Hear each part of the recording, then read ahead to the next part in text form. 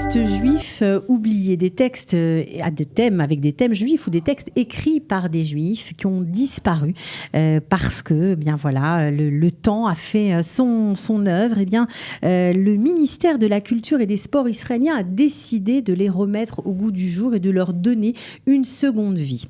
Pour en parler, nous avons le plaisir d'accueillir Ilan Chazan, acteur, homme de théâtre, enseignant. Il fait beaucoup de choses depuis de nombreuses années. Il travaille dans la salle micro du théâtre de Jérusalem. Il est venu nous parler de ce magnifique projet. Bonjour Ilan Chazan. Bonjour. Alors ces textes, ils ont disparu. Pourquoi ? Disparus. Ils sont perdus. Ils sont perdus.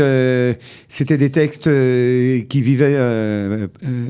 Ils ont eu leur temps et comme beaucoup de textes, ils sont passés de mode. Voilà, ils sont passés de mode. Le professeur Yehuda Morali, qui s'occupe beaucoup du théâtre juif pendant toutes les époques, essaie de les faire revivre, et pour cela, nous faisons des lectures avec une mise en scène au théâtre de micro pour montrer d'anciens textes, d'anciennes pièces juives, et les montrer au public israélien et à des personnes de théâtre pour les intéresser, pour voir qu'il y a beaucoup de choses qui peuvent nous intéresser aussi maintenant. Bien sûr. Alors, ce qui est formidable, c'est que non seulement vous faites des lectures, mais vous faites aussi des pièces, alors en raison du confinement, plutôt des pièces de théâtre filmé, on va dire ça comme ça. Mais on va revenir d'abord sur ces lectures. Tout à chacun peut les lire. Ce sont des lectures organisées.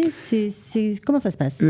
Nous faisons des soirées, une ou deux soirées pour chaque pièce. Nous invitons des gens, aussi bien des gens de théâtre, mais aussi le grand public, à venir et écouter des pièces que nous montons. Nous avons déjà fait plusieurs pièces. Par exemple, nous avons fait Roupa dans le ciel, dans les nuages. C'est une courte histoire de Bashevis Zinker, et que Morali a fait l'a mis sur scène, et c'est des textes fabuleux, vraiment très beaux textes, aussi bien de l'histoire juive, aussi bien de l'histoire en général, qui peuvent vraiment intéresser tout le monde. Et nous invitons le public à écouter des textes que nous pensons qui peuvent vraiment les intéresser, et pour une raison ou une autre, ils ont passé, ils ont été perdus pendant l'histoire. Ah, ok. Alors, ce qui est intéressant aussi, c'est que si jamais certains professionnels du théâtre et même de langue française veulent s'intéresser à ce travail-là, c'est possible parce que beaucoup de textes sont en français. Beaucoup de textes sont à l'origine en français.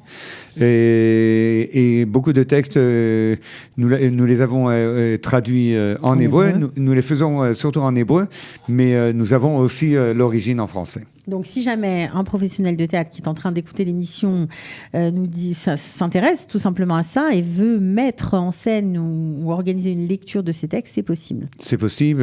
Contacter le professeur Morali ou le théâtre micro.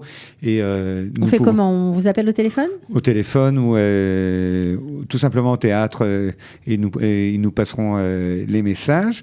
Mais ce qui est important, c'est vraiment de connaître les matières. Ce sont des matières vraiment inconnues.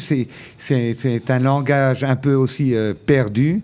Ce sont des problèmes, disons, nous avons fait une pièce qui s'appelle Le baptême et qui parle des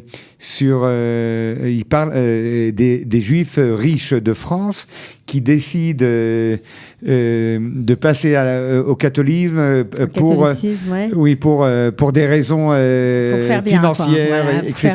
Pour être accepté de leur... pour être accepté, une chose qui était très connue au début du XXe siècle. Et un très grand problème connu de tout le monde, et a été écrit une pièce de ce sujet-là. Cette pièce, par exemple, a été adoptée par les nazis avant la Deuxième Guerre mondiale, comme preuve que même les Juifs pensent du mal d'eux-mêmes, etc. Ce sont des sujets très intéressants, très intéressants à connaître, à savoir, comment, par exemple, les communautés juives parlaient d'eux-mêmes entre les guerres ou avant la Première Guerre. C'est très intéressant à écouter. C'est sociologiquement parlant intéressant aussi, pas seulement au niveau du théâtre. Alors, il y a une autre pièce qui a été écrite par le professeur de théâtre, Yehuda Morali, qui s'appelle Le Grand Tombeau des Beaux-Arts, qui est une pièce un peu, je ne vais pas dire loufoque, mais un peu originale, on va dire ça comme ça, un peu même particulière. Très originale. Elle a été montée au Palais de Chaillot pendant les années 80. Je pense, je ne suis pas sûr de ce que je dis, mais je pense que c'est une des dernières pièces que Morali a écrites avant de venir en Israël. Et depuis qu'il est en Israël, il est professeur de théâtre à l'Université de Jérusalem.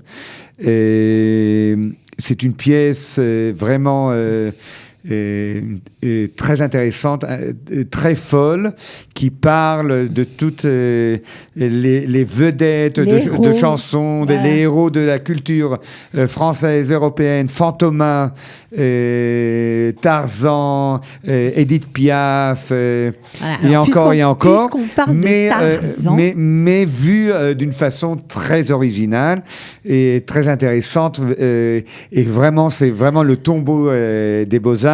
C'est voir comment la culture européenne ou française est en train de tomber et devenir quelque chose, disons, même de vulgaire ou de pauvre, disons, comme ça.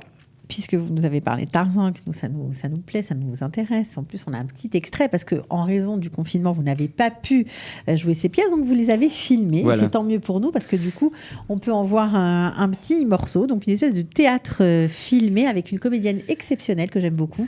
Nadia Ruck. Exactement, donc elle joue dans cette pièce. On regarde un petit extrait. Ne soyez pas surpris.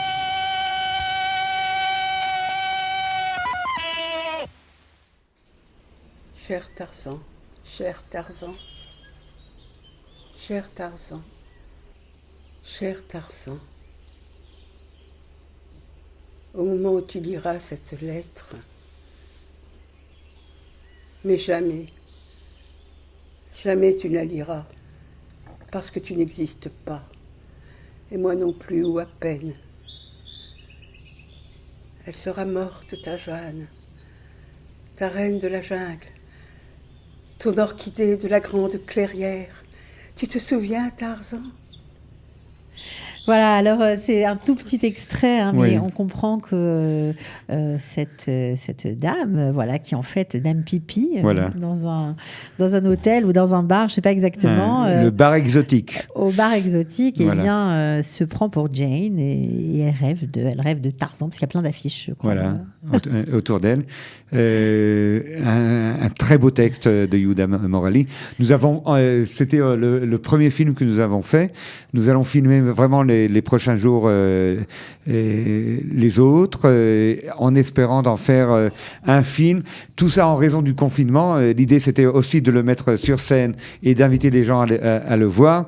Mais à cause de la situation, nous avons décidé que ce texte-là, nous le filmerons et le mettrons sur YouTube, et j'espère que vraiment très vite nous le ferons. Et en septembre, l'idée, c'est de faire une pièce de Théodore Herzl. En français ou en hébreu ? En hébreu, tout en hébreu, avec une possibilité de traduction sur scène de français. Alors ça, ce sera avec du public avec le public qui sera invité à voir la pièce, la pièce qui s'appelle Le Nouveau Ghetto de Herzl. Et aussi qui parle de la situation des Juifs 19e siècle, début 20e siècle. Très intéressant, très beau. Quand nous lisons ces textes-là, nous ne comprenons pas vraiment pourquoi ils ont été si vite oubliés. Parce qu'ils ont tous des sujets ou des motifs qui peuvent nous intéresser aujourd'hui aussi, quand nous demandons des questions sur l'identité juive, l'identité israélienne, le zionisme, etc. Bon, alors en tout cas, on comprend que tous ces textes, il y en a beaucoup, il y aura beaucoup de possibilités de voir ces textes, de voir ces lectures, de les entendre. Voilà, sont importants pour vous. On peut les voir, on pourra se déplacer. On va dire qu'au mois de septembre, ce sera OK. C'est 2 fois par semaine que vous jouez au Théâtre Micro ? Chaque lecture, nous le ferons 2 fois. D'accord. C'est l'idée. Et pour vraiment essayer d'intéresser le plus de personnes possible. Donc on se renseigne au Théâtre de Jérusalem pour savoir à quel jour vous jouez et à quels horaires, c'est le plus simple. Voilà. C'est eux qui ont votre programmation. En tout cas, j'espère que les professionnels de théâtre qui nous auront peut-être écoutés aujourd'hui vous contacteront. Pourquoi pas pour eux aussi à leur tour mettre en scène ces textes oubliés. Merci beaucoup. En tout cas, Ilan Hazan d'être venu. Et puis, écoutez, on se reverra peut-être au théâtre. J'espère beaucoup. Voilà. J'espère bien. Merci. À très bientôt. Sortez, respirez, c'est le Quality Time.